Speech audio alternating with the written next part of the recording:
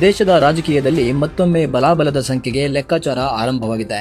ಒಂದು ಕಡೆಗೆ ಇಂಡಿಯಾ ಕೂಟದಲ್ಲಿ ಭಿನ್ನಾಭಿಪ್ರಾಯಗಳು ಹೆಚ್ಚಾಗ್ತವೆ ಎಂಬ ಸುದ್ದಿ ಕೇಳಿ ಬರ್ತಾ ಇದ್ರೆ, ಮತ್ತೊಂದು ಕಡೆ ಸಂಸತ್ತಿನಲ್ಲಿ ಎನ್ಡಿಎ ತನ್ನ ಬಲವನ್ನ ಮತ್ತಷ್ಟು ಗಟ್ಟಿಗೊಳಿಸಿಕೊಳ್ಳುವ ಸಾಧ್ಯತೆಗಳು ಪ್ರಖರಗೊಳ್ಳುತ್ತಾ ಇವೆ. ಇತ್ತೀಚಿನ ವರದಿಗಳ ಪ್ರಕಾರ ಆಮ್ ಆದ್ಮಿ ಪಕ್ಷದ ಹಲವು ರಾಜ್ಯಸಭೆ ಸದಸ್ಯರು ಎನ್ಡಿಎ ಪರ ಸಾಗಿ ಬಂದಿರುವುದು ಆಡಳಿತಾರೂಢ ಮೈತ್ರಿ ಪಕ್ಷಗಳ ಕೂಟಕ್ಕೆ ದೊಡ್ಡ ಬಲವನ್ನ ನೀಡಿದೆ. ಇದರಿಂದ ರಾಜ್ಯಸಭೆಯಲ್ಲಿ ಎನ್ಡಿಎ ಸಂಖ್ಯಾಬಲ ಮತ್ತಷ್ಟು ಹೆಚ್ಚಿದಂತಾಗಿದೆ.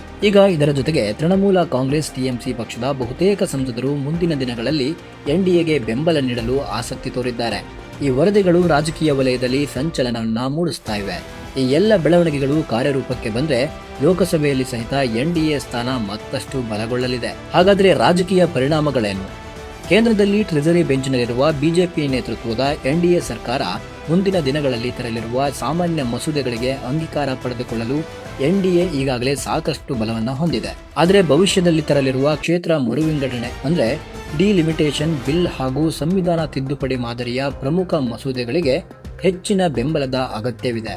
ಅಂತ ಸಂದರ್ಭದಲ್ಲಿ ಇಂಡಿಯಾ ಕೂಟದ ದುರ್ಬಲತೆ ಎನ್ಡಿಎಗೆ ಲಾಭ ತರುವ ಸಾಧ್ಯತೆ ಇದ್ದೇ ಇದೆ. ರಾಜ್ಯಸಭೆಯಲ್ಲಿ ಕೂಡ ಎನ್ಡಿಎ ಈಗಾಗಲೇ ಬಹುಮತ ಹೊಂದಿದೆ. ಇನ್ನಷ್ಟು ಬೆಂಬಲ ಸಿಕ್ಕರೆ ಅವರ ಸ್ಥಾನ ಮತ್ತಷ್ಟು ಗಟ್ಟಿಯಾಗುವುದು ನಿಶ್ಚಿತ. ಈ ಎಲ್ಲ ಅಂಶಗಳನ್ನ ಮೆಲುಕು ಹಾಕಿದ ಮೇಲೆ ನೋಡೋದಾದ್ರೆ ರಾಷ್ಟ್ರ ರಾಜಕಾರಣದಲ್ಲಿ ದೊಡ್ಡ ಸವಾಲು ಎದುರಾಗುತ್ತಿವೆ. ಇಂಡಿಯಾ ತನ್ನ ಏಕತೆಯನ್ನ ಉಳಿಸಿಕೊಳ್ಳಲಿದೆಯೋ ಅಥವಾ ಸಂಖ್ಯಾಬಲದ ಆಟದಲ್ಲಿ ಎನ್ಡಿಎ ಮತ್ತಷ್ಟು ಪ್ರಬಲವಾಗಿ ಹೊರಹೊಮ್ಮಲಿದೆಯೋ ಎಂಬ ಮಾತು ಕೇಳಿ ಬರ್ತಾ ಇದೆ. ಮುಂದಿನ ಕೆಲವು ವಾರಗಳ ಬೆಳವಣಿಗೆ ದೇಶದ ಸಂಸತ್ತಿನ ರಾಜಕೀಯದ ದಿಕ್ಕನ್ನೇ ಬದಲಾಯಿಸಬಹುದಾಗಿದೆ. ತಮಿಳುನಾಡಿನಲ್ಲಿ ಗೆದ್ದೆತ್ತಿನ ಬಾಲ ಅಂದ್ರೆ ಸಿಎಂ ವಿಜಯ್ ಅವರ ಪಕ್ಷಕ್ಕೆ ಜೈಕಾರ ಹಾಕುತ್ತಾ ಅದರ ಹಿಂದೆ ಸಾಗಿ ಹೋದ ಕಾಂಗ್ರೆಸ್ ಪಕ್ಷ ತನ್ನ ಹಳೆಯ ದೋಸ್ತಿಯ ಕೈಬಿಟ್ಟಿದೆ. ಕಾಂಗ್ರೆಸ್ ಪಕ್ಷದ ಈ ನಡೆಯಿಂದ ಆಕ್ರೋಶಗೊಂಡಿರುವ ಡಿಎಂಕೆ ಕಾಂಗ್ರೆಸ್ ಜೊತೆಗಿನ ಮೈತ್ರಿ ಮುರಿದುಕೊಂಡಿದೆ.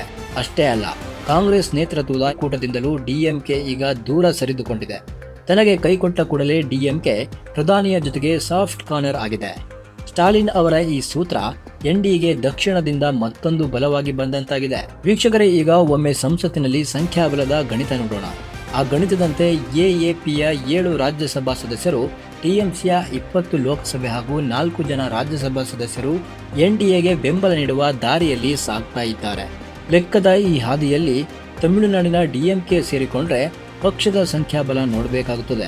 ಅದರಂತೆ ಲೋಕಸಭೆಯಲ್ಲಿ 22 ಹಾಗೂ 8 ರಾಜ್ಯಸಭೆ ಸದಸ್ಯರನ್ನ ಡಿಎಂಕೆ ಪಡೆದುಕೊಂಡಿದೆ. ಡಿಎಂಕೆ ಕೂಡ ಸಂಸತ್ತಿನಲ್ಲಿ ಎನ್ಡಿಎ ಪರ ನಿಲ್ಲಬಹುದಾಗಿದೆ. ಒಟ್ಟಾರೆ ದೇಶದ ಈ ರಾಜಕೀಯ ಪಲ್ಲಟಗಳು ಎನ್ಡಿಎ ಹಾಗೂ ನರೇಂದ್ರ ಮೋದಿಗೆ ಸಂಖ್ಯಾ ಬಲವಾಗುವ ಸಾಧ್ಯತೆಗಳೇ ಹೆಚ್ಚು ಎಂದು ವಿಶ್ಲೇಷಣೆಯಾಗ್ತಾ ಇದೆ. ವೀಕ್ಷಕರೇ, ಒಂದು ಮಾತು, ಈ ವಿಡಿಯೋದಲ್ಲಿ ವ್ಯಕ್ತಪಡಿಸಿರುವ ಅಭಿಪ್ರಾಯಗಳು ಲಭ್ಯವಿರುವ ಮಾಹಿತಿ ಮತ್ತು ರಾಜಕೀಯ ಬೆಳವಣಿಗೆಗಳ ಆಧಾರದ ಮೇಲೆ ವಿಶ್ಲೇಷಣೆಯನ್ನ ಮಾಡಲಾಗಿದೆ. ಭವಿಷ್ಯದ ರಾಜಕೀಯ ಪರಿಸ್ಥಿತಿಗಳು ಬದಲಾಗುವ ಸಾಧ್ಯತೆಗಳಿವೆ. ಈ ಬೆಳವಣಿಗೆಗಳ ಬಗ್ಗೆ ನಿಮಗೆ ಏನನ್ನಿಸ್ತು ಎಂಬುದನ್ನು ಕಮೆಂಟ್ ಮಾಡಿ ತಿಳಿಸಿ. ಇನ್ನೊಂದು ಇಂಥದ್ದೇ ಬೆಳವಣಿಗೆಗಳ ವಿಶ್ಲೇಷಣೆಯೊಂದಿಗೆ ನಿಮ್ಮ ಮುಂದೆ ಬರುತ್ತೇವೆ. ವಿಶ್ವ ಪ್ಲಸ್ ಟಿವಿ ನೋಡ್ತಾ ಇರಿ.